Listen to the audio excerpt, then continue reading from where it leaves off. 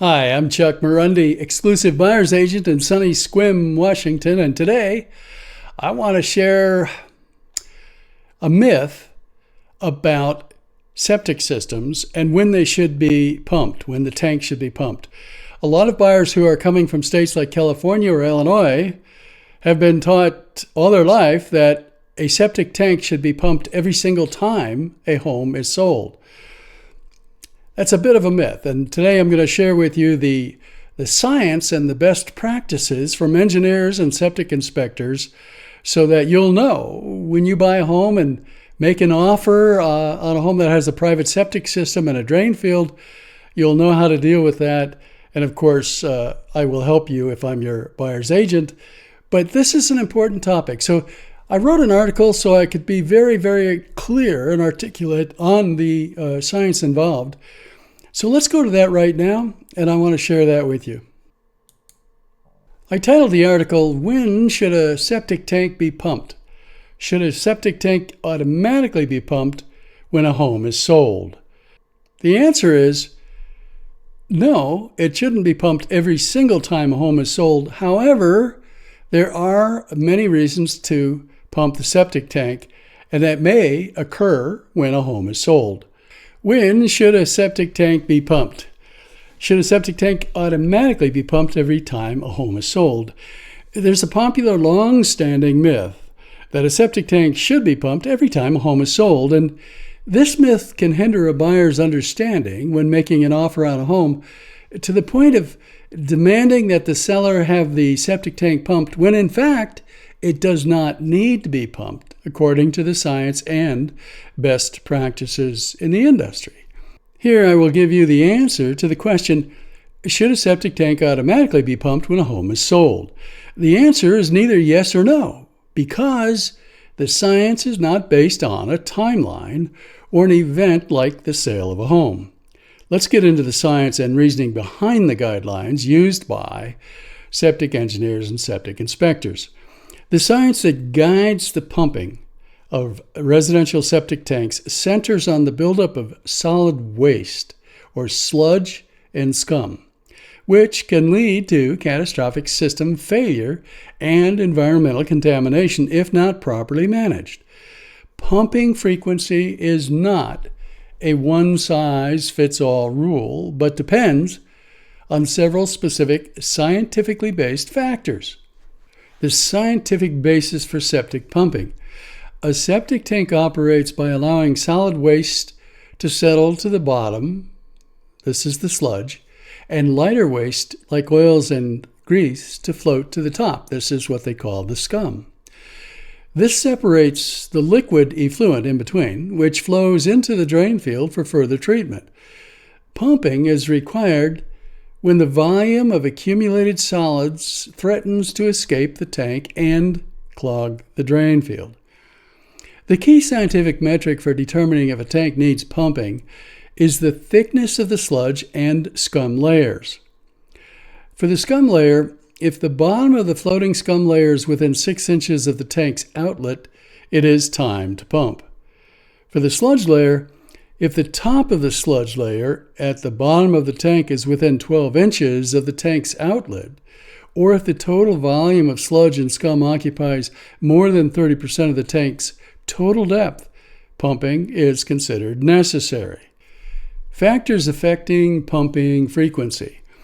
Instead of relying on a fixed schedule, the following scientific factors dictate how quickly sludge and scum accumulate. Well, household size is a factor.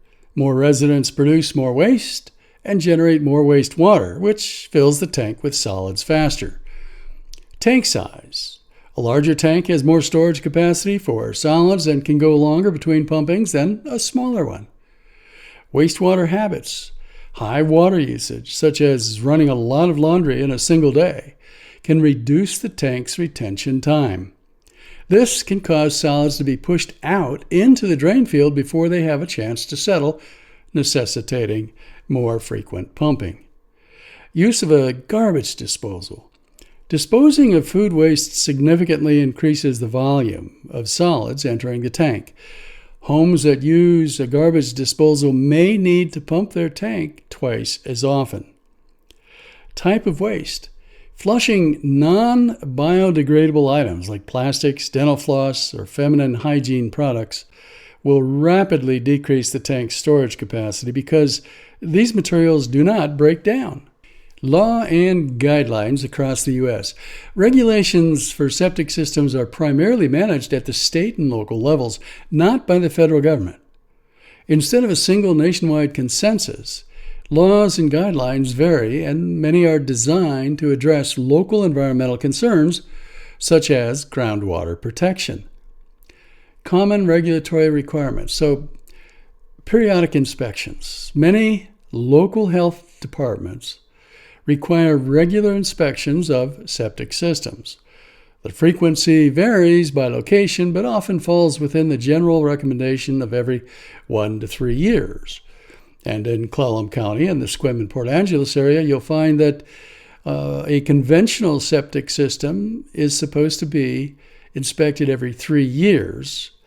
And one of the more complicated systems that forces water uphill, it's a mound system, a pressurized system, is supposed to be inspected once a year. Now, the reality is most people don't bother to have these inspections on this kind of schedule, and there's no repercussions at the county level. There are no code inspectors going around checking on people's septic systems. Inspections at the time of the sale. While the rule that a tank must be pumped every time a home is sold is not universally supported by science, many jurisdictions, like Washington State, do require an inspection as part of the property transfer. This practice is a way to ensure the system is functioning properly at the time of the sale, but it is not a scientifically based indicator of a tank's solid waste status. Permitting. Local agencies are typically responsible for issuing construction and operating permits for new installations to ensure the system is appropriate for the soil and site. Examples of state-level guidelines. Well, in Washington State, it requires routine inspections with a required property transfer inspection taking effect in 2027. This doesn't mean the septic tank has to be pumped. It just means it needs to be inspected. In Massachusetts, recommends inspection and pumping every 3 to 5 years. And Pennsylvania, Penn State Extension recommends pumping every 2 to 3 years, and it describes how to check sludge levels. The 3 to 5 years recommendation is for a family of 4 or 5 with massive quantities of liquids and solids dumping into the septic tank daily. The truth is, a retired couple in the Sequim area often see 10 to 20 years without pumping. My own septic tank has not been pumped in about 20 years, and it works fine. Beware, the industry has strong lobbies and plenty of biases in favor of pumping. Let's look at the top 12 threats to septic systems. Number 1, harsh chemicals like bleach, drain cleaners, solvents, antibacterial products. Number 2, grease and oils, kitchen fats, cooking oil, dairy products. Number 3, non-biodegradable items, wipes, feminine hygiene products, paper towels, condoms. Number 4, excessive water use. Number 5, vehicle or equipment weight on drain fields. Number 6, tree and shrub roots. Number 7, improper additives. Number 8, water softener discharge. Number 9, paints and medications, toxic to bacteria.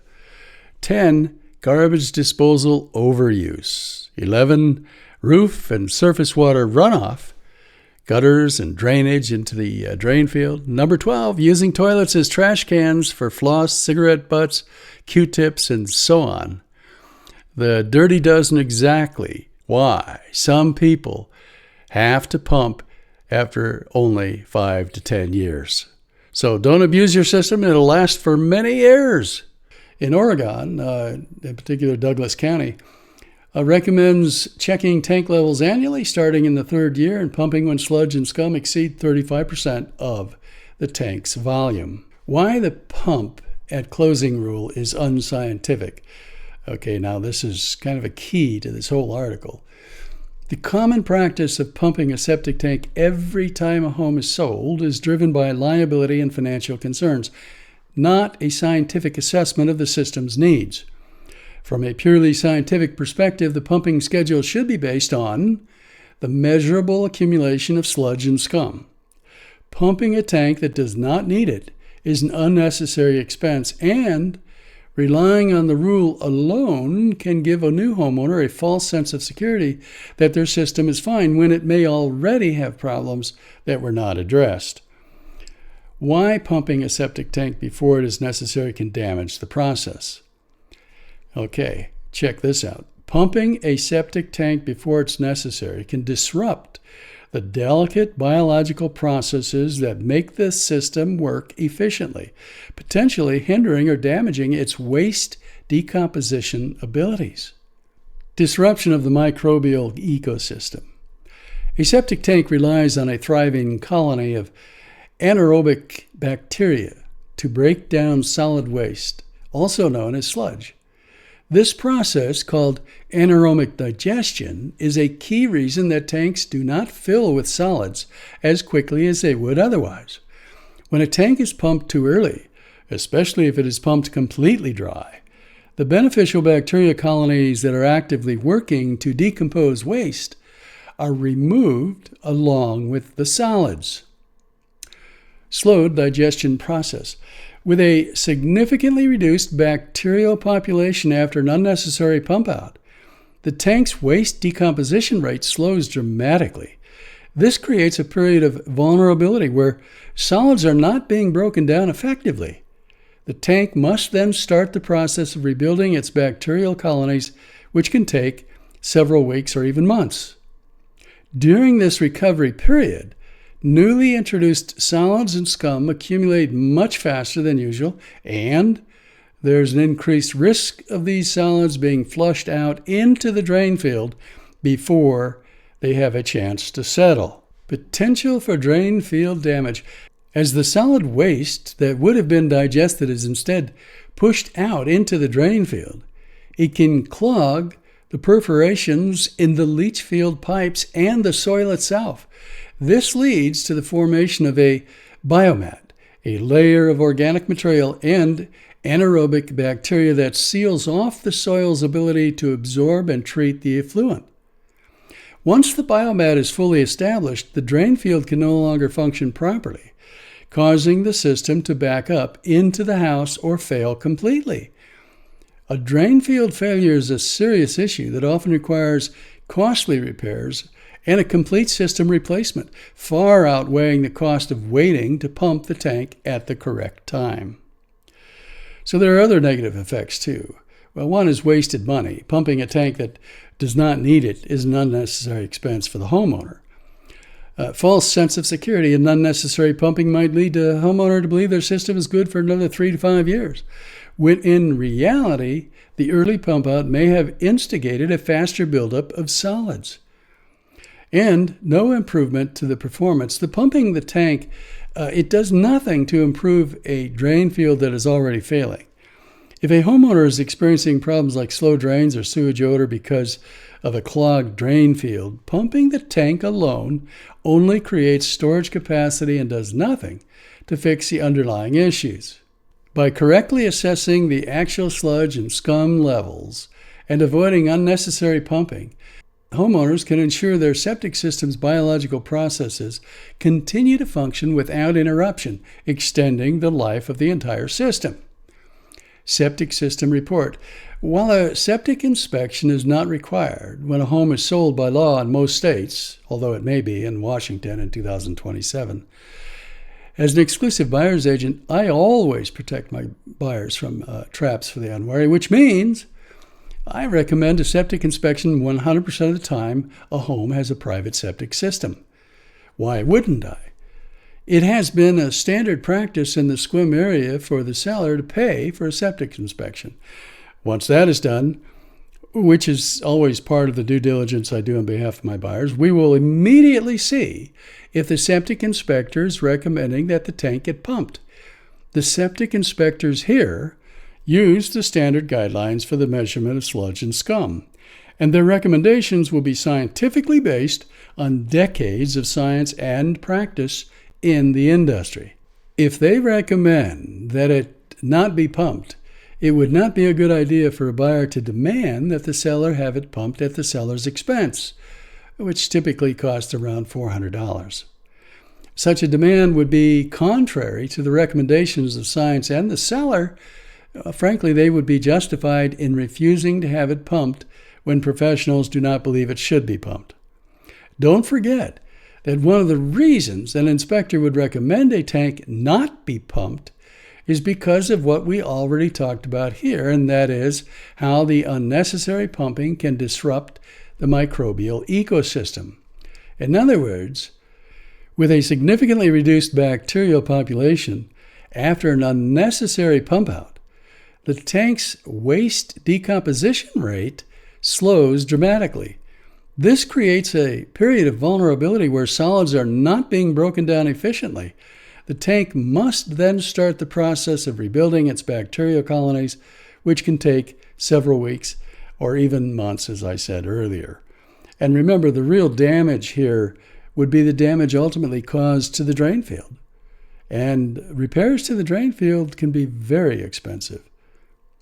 Now, when you have a pending transaction and you are reading a septic report, you know how to respond in a way that is reasonable and based on science and best practices. And with this knowledge, you can negotiate with the seller successfully on the issue of whether the septic tank needs to be pumped.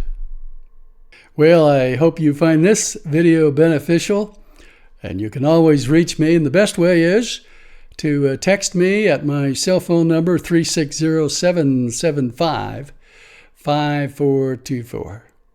And I look forward to seeing you in the next video.